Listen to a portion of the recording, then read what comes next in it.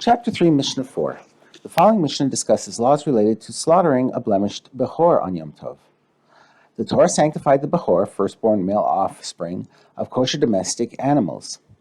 The Bechor is given as a gift to a Kohen, who must then bring it to the temple as an offering. Like any offering, if the Bechor sustains a permanent blemish, it is rendered unfit to be offered on the altar. However, unlike other offerings, a blemished Bechor may be slaughtered and eaten anywhere without being redeemed.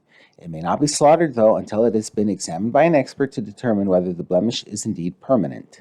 See Bechoros 4:3 and 4. We will learn below in Chapter 5, Mishnah 2, that the sages prohibited the courts from meeting and issuing rulings on Yom Tov. Rabbi Yehuda and Rabbi Shimon will disagree in this Mishnah whether examining the blemish of a Bechor and ruling on it is included in this prohibition. We now turn to the words of the Mishnah.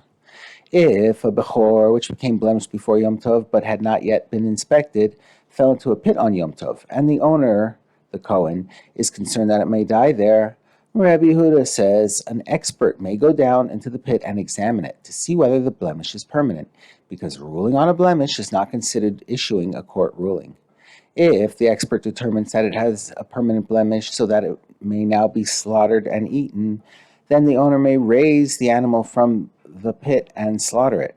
Although this Bechor was forbidden at the beginning of Yom Tov because it had not yet been examined, it is not muksa because the Kohen was anticipating having it examined and permitted by an expert on Yom Tov. But if it does not have a permanent blemish, he may not slaughter it. He may also not move it to raise it out of the pit because it is muksa. Rabbi Shimon says any Bechor whose blemish was not recognized to be permanent while it was still day, i.e. before Yom Tov, is not prepared for slaughter, i.e. it may not be inspected and permitted on Yom Tov. Doing so is like judging a court case, which is prohibited on Yom Tov.